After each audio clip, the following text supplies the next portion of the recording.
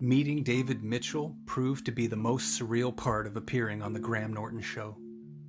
My fake fingernails stabbed David in his wrist when we shook hands in the green room.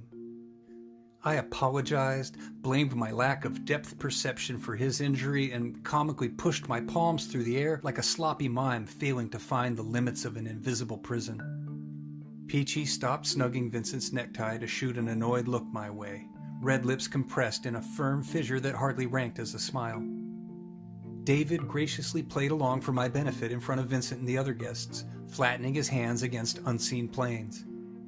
"I'm happy to participate in any scheme of greeting," David said, "except the dreaded high five. I suspect it's really a macho form of compensation for men who'd rather trade bare-bottom spankings." Before I could put the reins on my laughter, a nervous cackle burst free, and it quickly multiplied from one runaway stray to a manic trampling stampede. I fought to get my shit together and keep my inner fangirl in check as the genius who portrayed Mark Corrigan on Peep Show offered me a glass of wine. Everyone hushed up and we watched on a monitor as Graham opened the show. One by one, the other guests left the green room and walked on stage to cheers and applause. Soon a production assistant wearing a headset waved for me and Vincent to join Graham under the lights. The audience was smaller than any crowd we played for on tour, but when I perched on Graham's couch and the applause stopped, I could feel every eye upon me. Their intimate attention pulled my nerves tight like wires that cinched the top of my throat closed. Graham announced that our hit song Owen was nearing the top of the charts. He inquired about its origins, then read aloud a beautiful letter from the Wilfred Owen Association awarding lifetime memberships to Citizen Samurai. The subject of my leaked hospital photos led to a stern sermon about privacy and decency, and Graham tore into the press and the NHS. The crowd erupted when he presented Vincent and I with black gift cards on behalf of a restaurant chain called Nando's. Eleven said the exclusive lifetime passes were the stuff of legend, but she'd never actually seen one. Graham passed them down the couch for everyone to marvel at. Graham's ability to conduct the odd personalities on that stage was astounding. He guided our energy, emotion, and collective wit to wild peaks and organically amplified that effect through his crowd, who fed it back to us in a continuous loop. I experienced a real chemical high as he clapped and laughed, braying like a fun Irish uncle while David bantered with Vincent about the cultural intersection of fried chicken, country music, and censorship.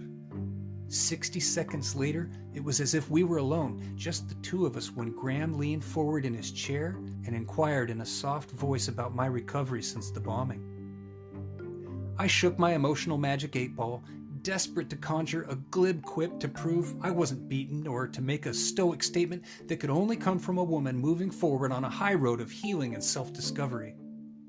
I wanted something worthy of a tattoo, or a t-shirt, but nothing bubbled up from the black hole that swallowed all my clever words. I opened my mouth to answer and gasped. I heard that same halting hush echo across the audience, and that's when I understood there were real people out there on the other side of those lights. They were listening to me, actually giving a fuck, and I wasn't ready for that. Tears fell down my cheeks when I looked at Graham. He was the first person to ask me about me. Vincent held my hand as I spoke. I can't recall what I said. I don't remember how the show wrapped, but when the house lights came up, I was on my feet, sniffling into a wad of wet tissue, trading hugs with Graham and the other guests.